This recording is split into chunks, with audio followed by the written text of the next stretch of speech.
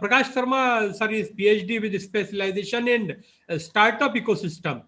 He is a consultant to multiple global accelerator initiative, and his initiative are accelerating and strategizing to build theme-based ecosystem and to set up accelerate program within NGOs, different institutes, and number of corporates.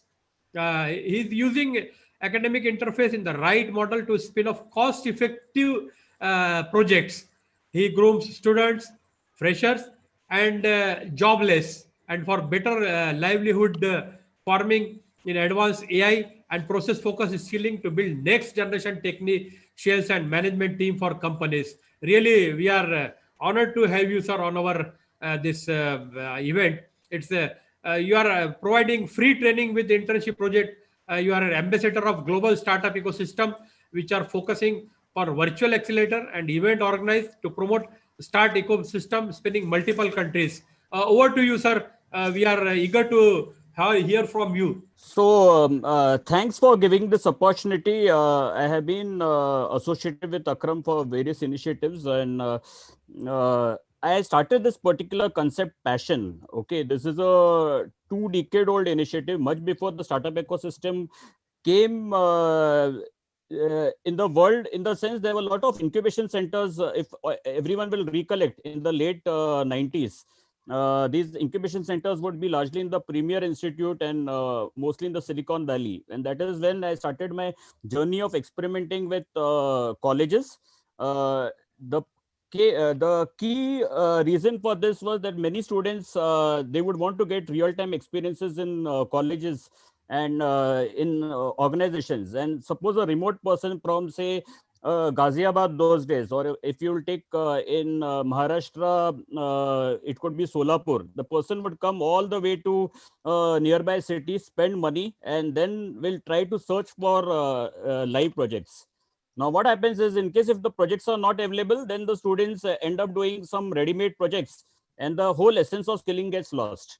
And that is one of the takeaway, the importance of industry academic interfaces that creep in. I have 30 years experience in IT industry, and I started my journey with BIF Development Research Foundation, which is a leading NGO, and led by the late Dr. Manibhai Desai. And those days I had a very fortunate experience to work on Space Application Center project to study the underground lineament studies for Deccan Plateau for water. Lot of agriculture focused projects. I used to move to villages largely as an IT person, and I got this opportunity to be the chief investigator for Department of Electronics projects for setting up the geographical information systems. So what I observed was it was going great, but because of the boom in the IT industry at that moment of time, many students would complete the project and they would get absorbed by large companies. So that whole spirit of entrepreneurship was non-existent, because mostly the parents also were not interested in their kids to become an entrepreneur. They wanted them to go to USA and also take with them the entire family. That's a different story, that many of the parents stayed back in India and the kids are still in the foreign countries. But what I'm trying to tell was that this was a challenge, and I also had my own set of challenges, because investors would not were shying away from this particular concept. In fact, there was in fact, in this country, we, unless and until you don't have a steady strong balance sheet and profit and loss statements, no banks gives money. And then I decided to become my own investor. So this is the first lesson which I tell is Atmanirbharta is all about becoming own investor to pursue your vision. So I then scaled up a software company to a size 500. Whatever money was there, I plowed it back to this venture. I started a school in a rural village, because this was one of the objectives where we wanted to have students learn English at the grassroots level. So when we have this academic policies which has been introduced by countries, in fact globally also, many lay emphasis on vernacular education systems. But the unfortunate truth is that when that particular student comes to 10th or 12th or even at a graduate level, they are made to sit and answer questions in English. So the first obstacle is we are in a situation where we are nurturing vernacular education, but at the same time, for a global competitiveness, the person needs to have a formal English degree. So I was emphasizing on putting up this English medium school, and I set up in Savitribai Phule, who is the first educational person in India. And I started an English medium school, pre-primary nursing school, and that is where I also started pursuing my PhD in entrepreneurship ecosystem. The to move from 1996 to 2006. In 2006, the first accelerator program started, Y Combinator. If many of you all would be aware about Y Combinator, which is an accelerator ecosystem, and this whole concept of startup ecosystem started coming in. So passion got evolved as a framework from 2011 when I did my PhD, where you can see this probing, innovating, acting, scoping, setting, owning, and nurturing. These are the 7 dimensions. It can be applicable to any part of your universe. It could be at your personal level, it could be at your professional level, it could be at a college level, it can be at a corporate level. So unless and until you don't probe what you want, you're not going to get answers for it. So you need to do search and research, and this is where Google has smartly decided to make one particular search platform, and you know all are using Google. So you need to search and research, and then you need to innovate, because what happens is many of the investors, they try to invest in proven business models, and this is where many of the students, many of the academic many of the academic institutes also fail to realize that why a particular premier institute student gets an investment and my college is having no investment. No entrepreneurs are getting the second round of funding. So it is very important for you to have a probing mindset, which we need to generate within students, and then they need to innovate. It could be as simple as making that particular proven business model into a localized business model. So localization plays a very important role, and that is where my probing, innovating is 2 dimensions. Probing, VCs prefer; innovating, the angels prefer. Then you need to act on it. Unless and until you don't act, nothing is going to come out. So you need to act on that project, and you scope the project. Don't try to have a macro level mission vision. It is at a very grassroots level what we want to focus. Scoping plays an important role. Then you need to set the environment. Can it be localized or should it be global? Made in India, is it really made in India for a global level or made in India for a local level? The confusion, what happens is in India, we are good service providers. Traditionally, India as a country is very strong in service. So everyone has worked on the consulting model. But when it is a mindset to make a product, we sell self too cheaply and too soon. So if suppose today a company is there with a great product and they are told that we are going to give you $5 million for an immediate takeover, I can lay a bet that many of the entrepreneurs would just sell that particular venture and they would not build a foundation. So just I am being very fortunate for being part of the presentation where Sir Mufti is also there. Making a brand, okay, it takes time, 100 years minimum. So if it is Hamdard or it is Tata or it is any name, the foundations, if you have to build foundations, it takes time. So that is one of the reason I decided not to sell this venture too cheaply and rather pursue it for a good cause for the society, where you act, scope, set the environment, you own and nurture the ventures. So this is what it is.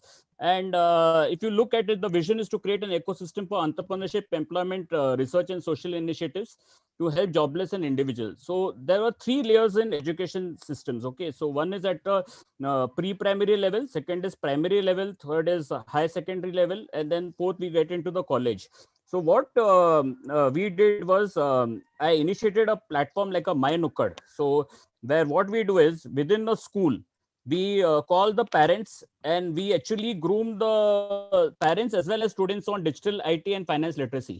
Because what happens is a student today, because of this lockdown, you will all will realize that suddenly all the parents throughout India and even globally, they now have got they need to get used to Zoom. Now, even operating Zoom was a big challenge for many teachers.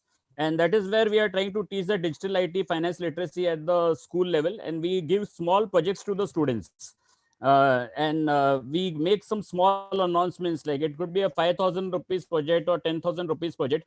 The philosophy is that we need to guide these students to understand project management right at the outset, the importance of timeliness.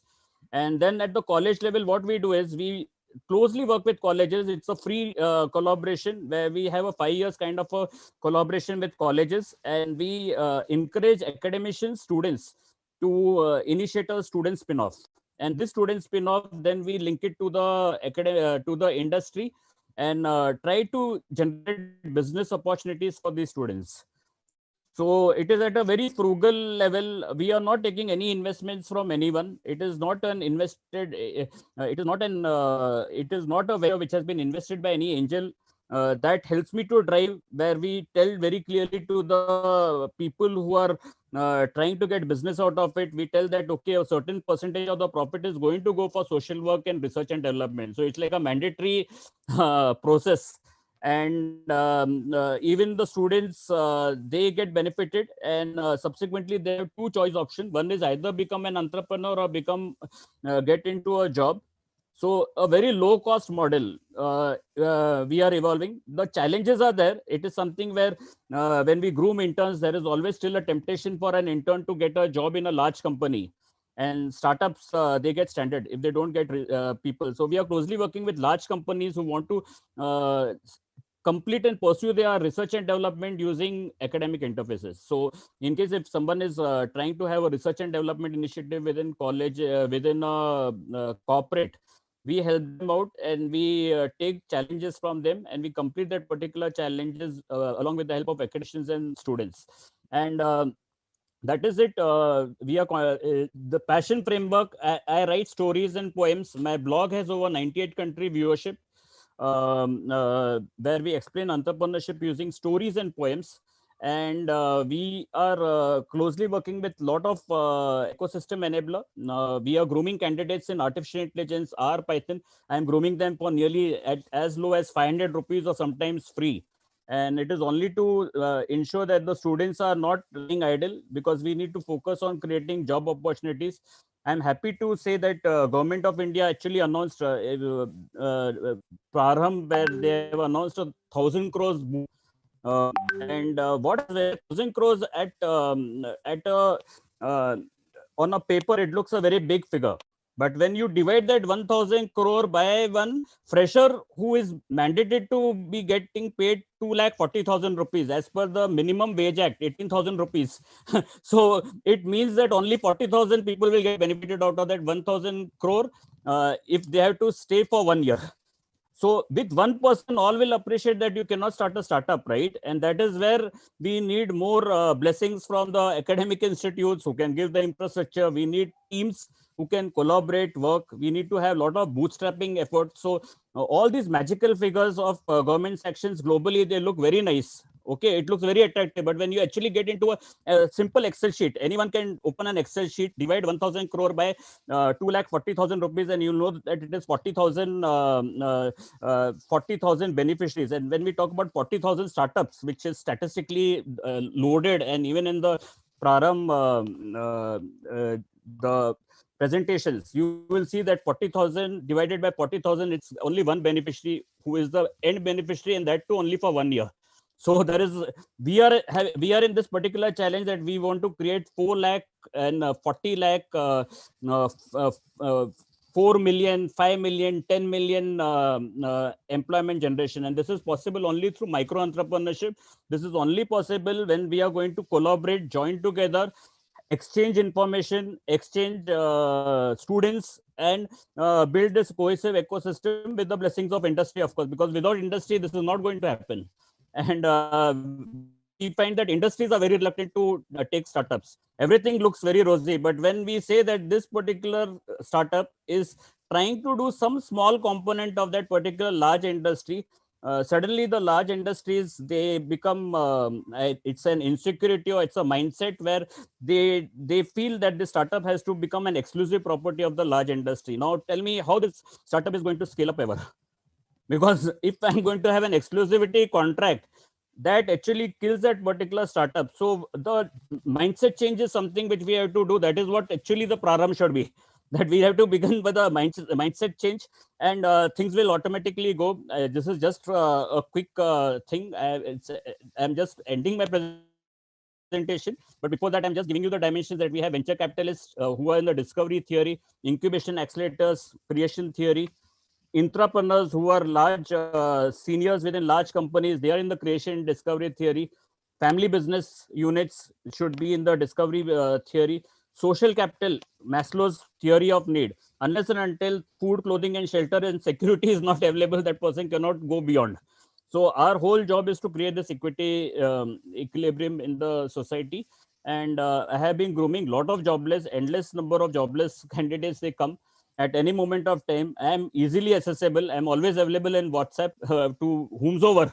So it is, and I groom candidates on very specialized skills. If you notice, almost free. So ISO 9001, 27001, 20000, 22307. We want our individuals to be on par with the international market if we have to compete them. And even if we have a make in India successful. This is a benchmark scorecard where we actually have Dr. Sharma, if you can. 3.5. Yeah, it is completed. So it is, we have scored 3.5 out of 5. And we have been helping globally. We have been benchmarked by UBI Global. So that is it. Thanks for the time given, Akram.